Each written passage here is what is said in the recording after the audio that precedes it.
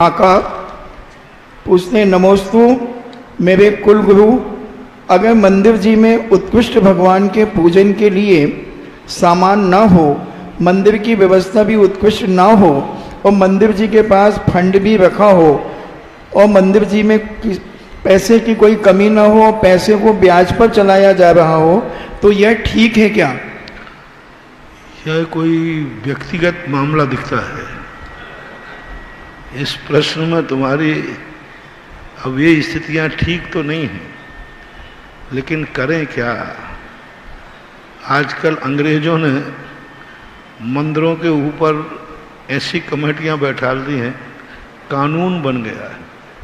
पहले वही व्यक्ति मंदिर की सेवा करता था जो भगवान की पूजा अभिषेक करता था। आज तो भगवान के दर्शन करने भी नहीं आवे तो भी वह मंदिर का पदाधिकारी बन जाता है। मंदिर ही नहीं है। अब कई मंदिरों में तो हमने ऐसा देखा, व्यसनी है, शराब का त्याग नहीं है, शराब पीते हैं और मंदिरों के अध्यक्ष बने हैं, क्षेत्रों के अध्यक्ष बने हैं।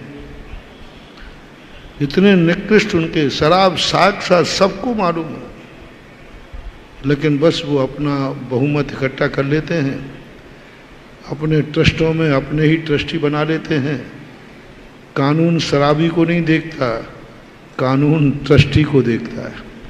वो शराब पीता है, जुआ खेलता है, कानून को इससे कोई लेना देना नहीं है। कानून की किताब तो देखती है कि भाई ये, तो बस वो अपने अपने ट्रस्टी, अपने अपने वोटर बना लेते हैं, वो ही जीत जाते हैं और वो मंदिरों की करते हैं। अब ऐसे लोगों के लिए कर्म का बंध तो बहुत होता है, लेकिन उपाय क्या है? आप यदि आपका प्रश्न करना बता रहा है कि आप उस मंदिर की सारी दुर्दशा देख रहे हैं, फिर भी आप कुछ नहीं कर सकते हैं, तभी आपने प्रश्न किया है। यदि आपके करने की बात होती ना तो प्रश्न नहीं करते, अभी तक तो मंदिर की व्यवस्था बना दी होती।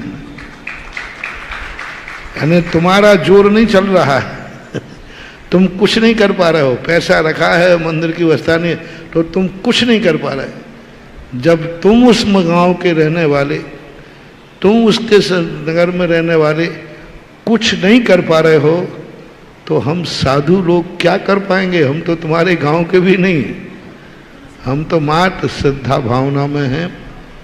ये चीज़ें मैंने कहा ना, ये संसार के जितने धार्मिक संस्थाओं के पद हैं ना, बहुत खतरनाक है महानुभाव, बहुत खतरनाक। इनमें यदि हम थोड़ा भी कर्तव्य का निर्वाह नहीं कर पाए तो ये बर्बाद कर देते हैं, वंश को मिटा देते हैं, जिंदगी को नरक कर देते हैं। यदि हम कर्तव्य नहीं कर पाए, जनता की भावना का आदर नहीं कर पाए, नीति वाक्यार्थ में लिखा और चाणक्य ने भी लिखा, जिस राजा से प्रजा दुखी होती है लेकिन कुछ नहीं कर पाती है, तो उस राजा की कभी सदगति नहीं हो सकती।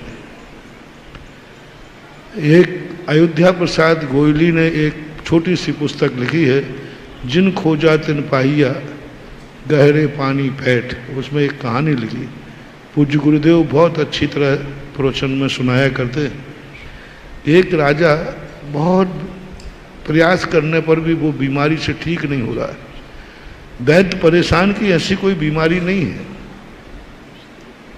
फिर क्यों ठीक नहीं हो रहा? एक संत के पास गए। संतों को सारी दुनिया की कुंडलियां संतों को मालूम होती है। तो उन्होंने कहा कि तुम कभी ठीक नहीं हो सकते हो, क्योंकि सारी प्रजा तुम्हारे मरने का इंतजार कर रही है। सारी प्रजा ये सोच रही है कब मरेगा, कब मरेगा, ये दुष्ट है, हम कुछ नहीं कर पा रहे हैं। इसलिए तुम कितनी भी औषधि करोगे, धीरे धीरे मरोगे। अब यदि तुम जिंदा रहना चाहो तो आज से तुम अपना नेचर बदल दो और जनता के प्रति इतने वफादार हो जाओ। बस राजा ने अपना नेचर बदला, जनता को इतना सुख दिया कि वह जनता कहने लगी, हे प्रभु, यह राजा कभी नहीं मरे, ये राजा कभी नहीं मरे। 6 महीने व्यतीत नहीं हुए, राजा की बीमारी दूर हो गई। यानी कमेटियों के पदों पर बैठने का सबसे बड़ा ध्यान रखना, कहीं दुनिया मुझे बद्दुआ तो नहीं दे रही है। आप अपने अधिकार अपनी मुट्ठी में लेकर के हिटलर मत बनो। ये मत बनो कि कोई क्या कर लेगा, हमारे पदाधिकारी तो मैं हूं, कानून में मैं हूं, कानून के अनुसार मैं हूं, कौन क्या कर लेगा। महानुभाव, स्वप्न में भी ये भाव मत लाना, स्वप्न में भी मत लाना। कानून में मैं हूं, कौन क्या कर लेगा।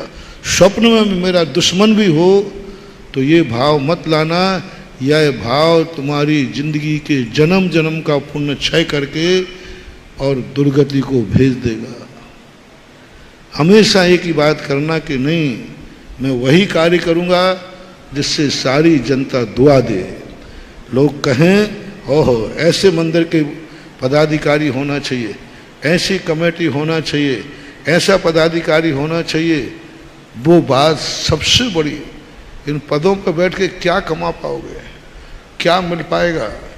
बद्दुआएं नहीं, राजा और महाराजा बन करके बद्दुआ ली तो कोई मतलब नहीं है। राजा और महाराजा तो वो कहलाता है जिसे सारे जगत की दुआएं मिलती हैं। घर का बाप यदि मुखिया है और घर वाले ही बद्दुआ दे रहे हैं तो काय का मुखिया है। मुखिया तो वो है जो सारा परिवार उसको दुआ देता है, सारा परिवार जिसका सगुन मानता है और सारा परिवार गर्व करता है कि मेरे दादाजी अभी घर में जिंदा हैं, हमारे अवभाग्य हैं। और परिवार लोग सोचे कि दादाजी कब मरेंगे, मर ही नहीं रहा है दादा कि उनके मरे बिना कोई काम होना नहीं लेना बद्दुआएं। अपने से छोटों की बद्दुआएं, अपने से अधीनस्थ की बद्दुआएं हमारे लिए बहुत खतरनाक होती हैं, बहुत मुश्किल। इसलिए मैंने दोनों को कह दिया, जिनके संबंध में कहा जा रहा हो वो इस प्रकार का कार्य करें। सारे जगत के मंदिरों के ट्रस्टी, तीर्थ क्षेत्रों के ट्रस्टी ऐसा कुछ करें जिससे कि जनता बद्दुआ ना दे करके तुम्हें